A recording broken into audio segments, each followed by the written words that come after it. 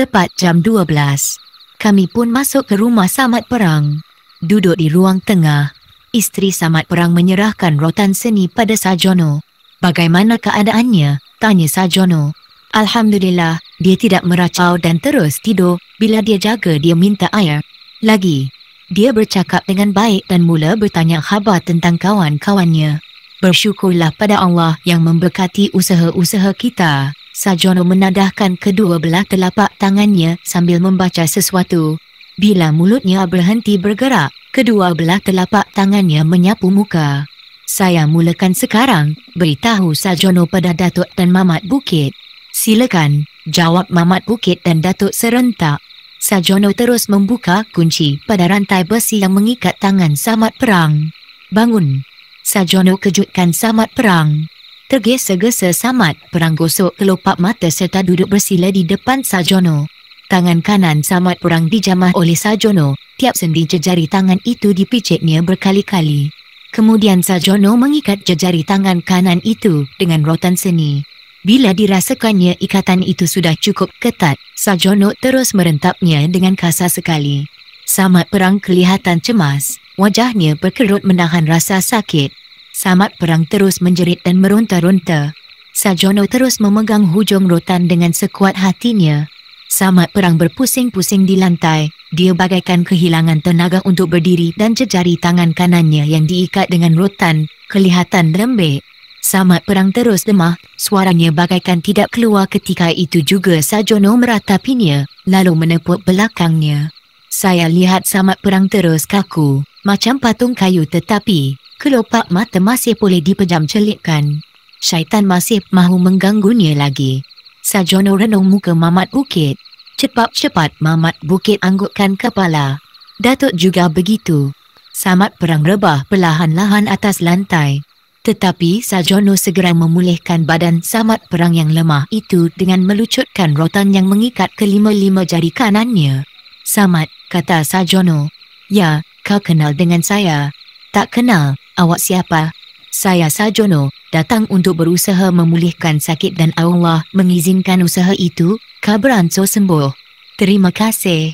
"Ingat Samad, Allah itu Maha Besar, Maha Mengetahui. Tidak ada kuasa yang boleh mengatasi kuasa Allah. Penunggu itu syaitan." "Saya faham," kata Samad Perang. Sarjono tersenyum merenung kami. Dia menyerahkan rotan yang telah digunakannya pada isteri Samad Perang. Dia pun membaca doa kesyukuran pada Allah yang telah memberkati segala usahanya itu. "Hantarkan saya pulang." Sarjono mengemukakan pertanyaan pada Mamat Bukit yang bersandar di dinding. "Terlalu cepat nak balik," kata Datuk pula. Muka Sarjono direnungnya lama-lama. Sarjono membetulkan songkoknya dan hujung kain pelikat di bahu dirabanya berkali-kali. Niat dari rumah untuk menolong orang, bila niat sudah tercapai, mesti pulang. Hidup tidak boleh banyak cabang, nanti ditumpangi syaitan. Sarjono memberikan ceramah pendek. Datuk anggukkan kepalanya. "Apa puncanya sakit kawan saya ni, Kiai?" Mamat Bukit menyoal. "Amalan yang baik, tersilap langkah itu saja silapnya." "Maksud Kiai?" "Saya cuma dapat memberitahu setakat itu saja." Sarjono pun bangun melangkah menuju ambang pintu. Mamat Bukit segera memintas di depannya dan terus menuju ke tanah. Dalam beberapa minit saja, Mamat Bukit sudah sedia dengan basikal buruk di kaki tangga. "Semoga Allah akan memberkati perjalanan awak." Suara Datuk pendek. "Mudah-mudahan," jawab Sarjono. Mamat Bukit pun kayuh basikal. Saya dan Datuk berpandangan. Ketika itu juga saya terdengar suara dari isteri Samad Perang menyuruh kami duduk untuk minum kopi panas. Permintaan itu tidak kami hampakan. Samad Perang yang sudah pulih itu turut sama duduk dekat Datuk. Terlalu banyak yang Samad Perang tanyakan pada Datuk berhubung dengan dirinya. Semua pertanyaan itu tidak perlu dijawab oleh Datuk. Isterinya menjelaskan kedudukan yang sebenar. Di malam yang singkat itu, tanpa diminta oleh sesiapa, Samad Perang menceritakan pada Datuk dan saya bagaimana nama perang tercantum di hujung namanya. Menurut Samad, gelaran perang di hujung namanya itu diperolehi waktu zaman darurat dulu. Ketika itu dia berkhidmat dalam pasukan keselamatan. Saya jadi polis di bahagian Jungle Squad. Setiap kali saya membawa orang-orang saya masuk hutan, pasukan yang saya pimpin selalu kena serang dan sejak itu nama saya ditambah dengan perkataan perang kerana bila masuk hutan saya mesti berperang dengan komunis. Kata Samad Perang dengan nada suara yang rendah tetapi wajahnya tetap membayangkan rasa bangga dan megah. Samad Perang juga memberitahu kami ketika berkhidmat dalam pasukan keselamatan jugalah dia belajar ilmu yang bertujuan untuk mempertahankan dirinya dari serangan pihak musuh. Apa ilmu yang kau belajar? Tanya Datuk. Ilmu kebal. Saya juga mandi minyak dan lain-lain lagi hingga saya diberikan oleh guru saya selendang merah. Di mana kau belajar semuanya itu? Waktu saya bertugas di Cincin Melaka. Apa yang kau dapat dari ilmu yang kau tuntut itu? Bila saya masuk hutan, saya pakai selendang merah. Komunis tidak sanggup menentang pasukan yang saya pimpin terlalu lama. Datuk terdiam mendengar keterangan dari Samad Perang. Isterinya tersenyum mendengar cerita suaminya.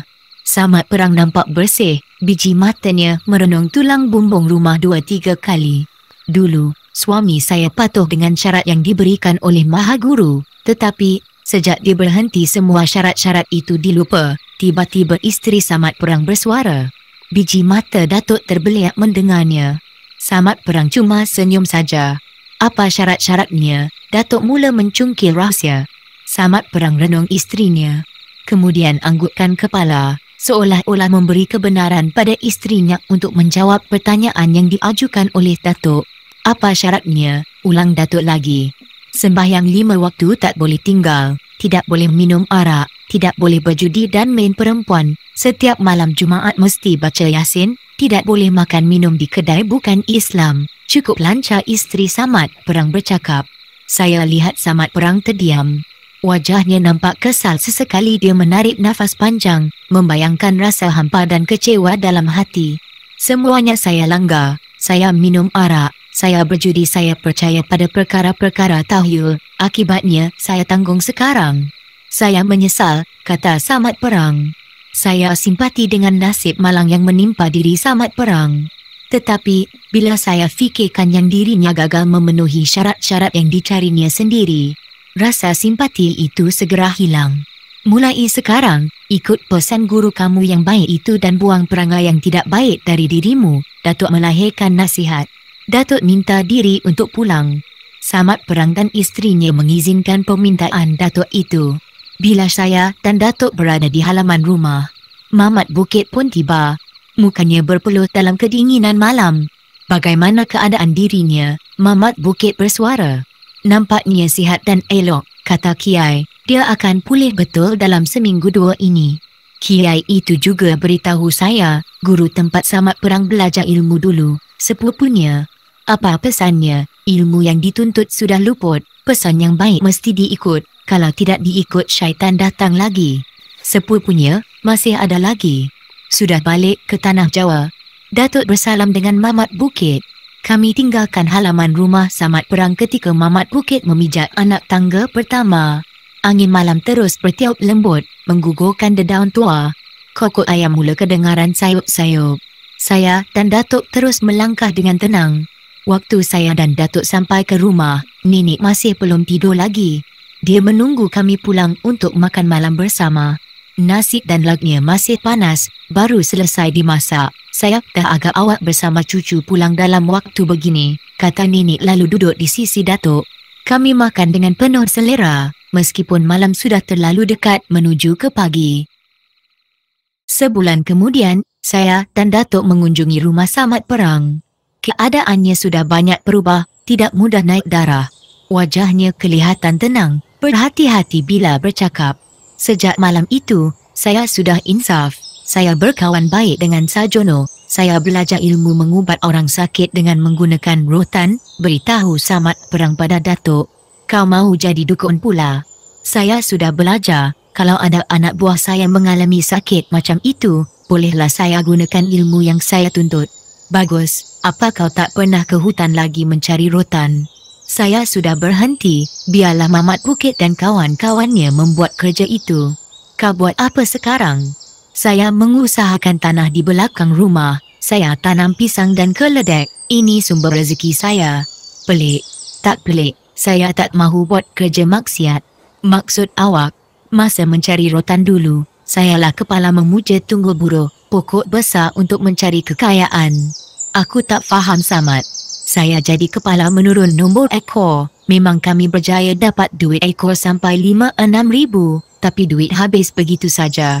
Duit haram tetap panas, Samad Perang mengeluh. Datuk tersenyum kerana sudah mengetahui rahsia sebenar kenapa Samad Perang menentang bermati-matian ketika dia menyertai rombongan Mamat Bukit mencari rotan dulu. Sudahlah Samad, lupakan semuanya itu, kata Datuk dengan tenang. Samad Perang ketawa. Sebulan 2 lagi, saya nak pindah ke Kuala Lumpur. Anak saudara saya mengajak saya ke sana. Katanya di sana ada banyak peluang berniaga. Terkejut juga saya mendengar cakap Samad Perang itu. Saya harap apa yang diucapkannya itu tidak akan menjadi kenyataan. Kau bergurau atau sungguh-sungguh? Tanya Datuk. Apa yang dicakapkannya tu betul. Saya dah pergi ke Kuala Lumpur. Saya sudah menandakan tanah untuk dibuat rumah. Anak saudara saya yang buat semuanya ini, jawab isteri Samad Perang. Di mana? Di Kuala Lumpur tu luas. Soal Datuk lagi. Di Kampung Nahoda, dekat Batu Caves. Pacak rumah dulu. Sementara nak bertapak, malam saya nak jual mi. Siang Samad menjual ikan dan sayur di Pasar Selayang. Banyak modalnya itu. Anak saudara yang keluarkan modal dulu, tambah isteri Samad Perang. Beberapa bulan kemudian, Samad Perang dan isterinya pindah ke Kuala Lumpur. Berita terakhir yang saya dengar dari kawan-kawannya, Samad Perang sudah menjadi ahli perniagaan yang berjaya di Kampung Nahoda. Tanah haram yang didudukinya sudah menjadi miliknya sendiri. Dia mendirikan rumah batu 2 tingkat. Samad Perang banyak menghabiskan masa lapangnya di masjid. Saya gembira mendengar berita itu dan berharap Samad Perang tidak akan jatuh dalam dunia perniagaannya. Kalau dia jatuh, saya bimbang dia akan membuat kerja lamanya menyembah tunggul dan pokok-pokok besar untuk meminta nombor ekor.